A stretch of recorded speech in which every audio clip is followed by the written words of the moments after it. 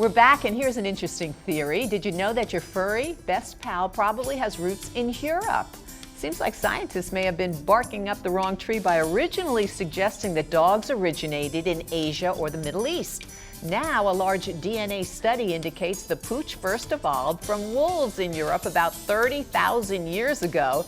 The study is published in the Journal of Science. Researchers say they compared fossil DNA to modern-day wolves and dog breeds, including the Cocker Spaniel and Golden Retriever. Well, there's no question about our next topic. If you're an animal lover, then it is up to you to learn more and to join the fight against puppy mills. It's also up to each one of us to find out who our local politicians are and where they stand on animal issues. Please welcome Connecticut State Representative Brenda Kupchick, House District 132 in Fairfield. She's here with her two absolutely gorgeous babies who were rescued from puppy mills. We have Maggie and Wally. Oh, there they are. They're looking at me as we speak. And Brenda has teamed up with Senator Bob Duff, who you see in his family photo there. Also an animal lover. They adopted that gorgeous little pit bull. They have teamed up together to form a bipartisan task force to examine the sale of cats and dogs sold in Connecticut pet shops. So let's see where we're at with this, and let us see how we all can get involved. So I welcome you, Brenda. You know I'm a big supporter of you. I love what you're doing. I mean, you're taking a stand, you're getting out there, and you're trying to get all of us in the animal community to back you up. So let's take a step back, and for those who might not know, tell us exactly what you're doing. Well, thank you for having us here. And just a quick correction, they were rescued from a rescue, not from an actual puppy mill. Okay. I did have a dog over 20 years ago who we did purchase from a pet store before I became aware of what was going on.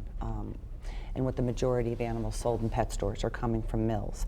And actually our dog was a beagle, and she was a pet store, a puppy mill animal, and she had a lot of health problems that were very difficult for us for over her 12 years of life. And so not only that, not having a personal experience, but also the many people who've contacted me. And I am in the Animal Welfare Caucus, a number of other legislators are. And I introduced this bill for the last 3 years, and we had a lot of pushback last session, although we had a tremendous amount of support with legislators, bipartisan support. We had a lot of pushback by the pet store industry. So people wanted us to form a task force to have more information put together in a report so that legislators could have that for the next session. And the Environment Committee, the two co-chairs, have agreed to call a bill that will address this issue.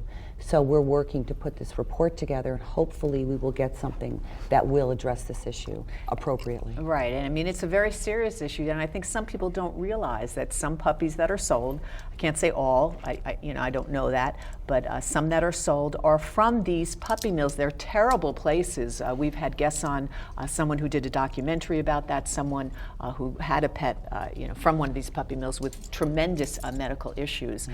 So that's really what you're targeting, correct? Well, yes, and the majority, if you look at the USDA reports, which are now online and makes it a lot easier to research, and if you look at where they're selling, the majority of pets sold in retail pet shops in the state of Connecticut are coming from these mills, these large commercial animal mills that have USDA violations.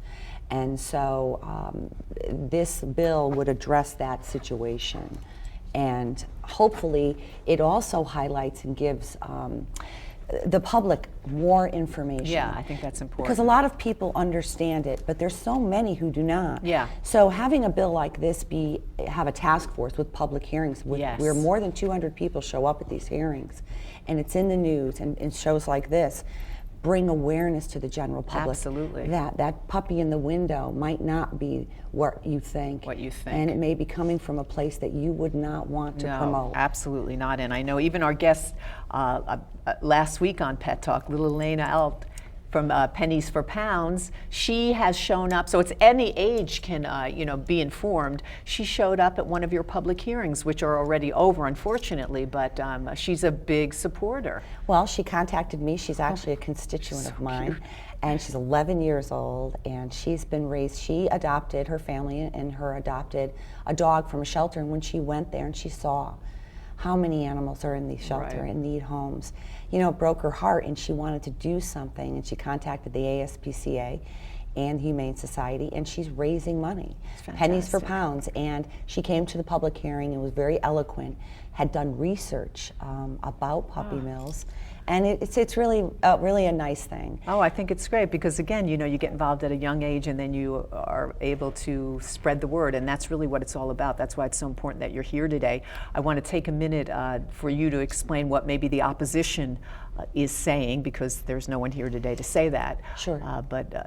Well, the task force is allowing all information to come in. So the pet stores from around the state, the 16 that do sell pets, sell puppies and kittens or kittens, have come before the task force and have presented information. The pet store industry, which is PJAC, which is a lobbying arm of this industry, has come before the task force and given their information. They are contending that they do not purchase from puppy mills and that the USDA regulations are good enough. Now, people on the other side will say that the USDA regulations are not good enough, and that a USDA regulation will allow a beagle to be in a cage the size of a dishwasher its entire life and never ever get out.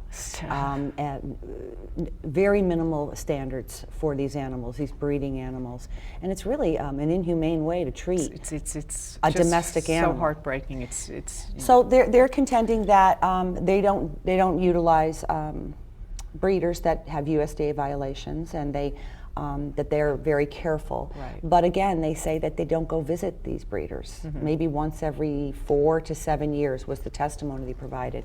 So it's really difficult to be able to see how this breeder is treating the animals that you're selling. If you don't visit.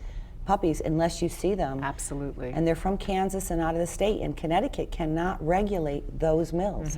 They're not within our borders. So it's an animal issue, it's a humanity issue, or a humane issue, and it's also a consumer protection issue. Absolutely. So we really want everyone to get involved. I know we've covered it at one of your hearings we were at for News 12, and there was a very nice turnout, but we'd like even more people. We'd love our viewers to get involved with this. How can they do that now, Brenda?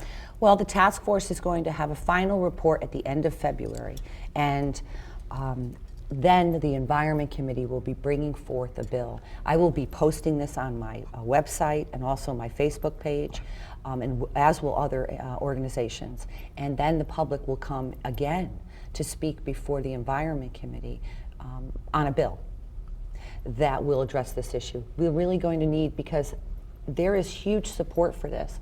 I've received thousands of emails from across the state of support for a change to the way we do things here in our pet stores and the puppy mills, animals that come into our state.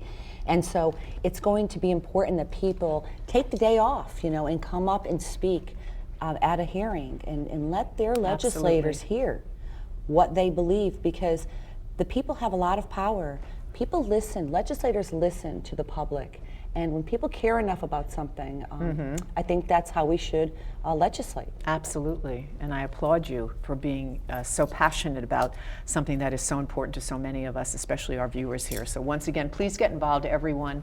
It doesn't take much time. You can write a letter, you can show up, but it's important that you know who is representing you and what they are doing, and that you get involved so you can make a difference. So thank you so much for being here. Well, thank you. I love your babies. They're so beautiful. And these are rescue dogs, They're so rescues. you can get a good dog at a rescue. Fantastic. They're so cute.